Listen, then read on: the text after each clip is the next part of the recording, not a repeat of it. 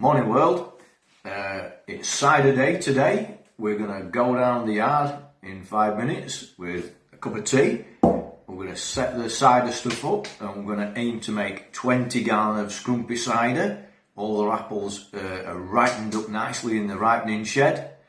All the gears, well, most of the gear is ready and being sterilised now. Let's go, let's do it.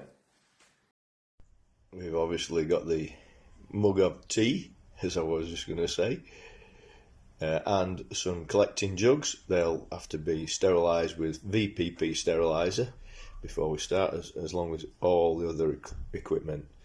Always sterilise everything. Make sure there's no bacteria and yeasts on the surrounding cider making equipment. Right, so this is where the cider begins. We wash the apples in it. We poured this bath. Everything's been cleaned out scrupulously. It took us well over 2 hours to clean everything up. So we flood the bath, all the apples, any that sink are absolutely rotten. So we know that for a fact. This is what I found the easiest way to get rid of the dust and the bits off them, because it all either floats or sinks. Leave the apple, get one of these up, just actually clean the cell, and then get rid of the leaves, dump the leaves in.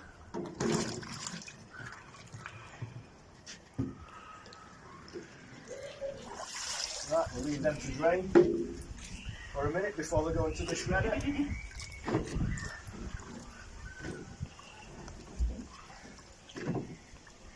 Right, so washed apples. I'll take you into the shredding room now, and this is where we shred the apples before we put them in the press. So we've shredded the apples to a coarse pulp. That's not, doesn't want to be any finer than that, because if you get finer, it actually stops the press from working. You don't want baby food. You just want it chopped just like that. That's perfect. See how it's going? That lovely, lovely golden brown colour. Well, that'll make the cider really nice. That goes into the press. We top that just above halfway, because we found this. Right, the shredded apples have come out of the scatter. That's its technical name, an apple scatter. So that's in the press now. As you can see, it's already leaking out as apple juice. So this is how the press works. Pop that on there. Press that. That goes on there. That locking pin in there. We try to get it fairly central, so let me shove that. That's about right. Right, there it goes.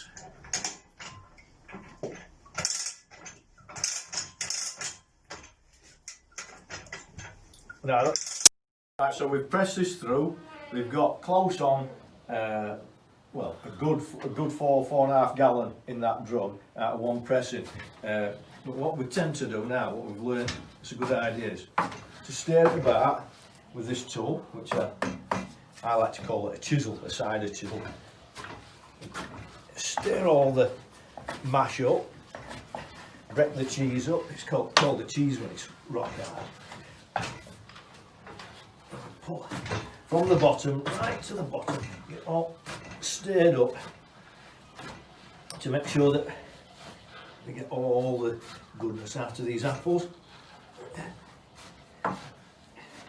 By the way, what happens to these when we're finished? They're not wasted, because my little goats love these.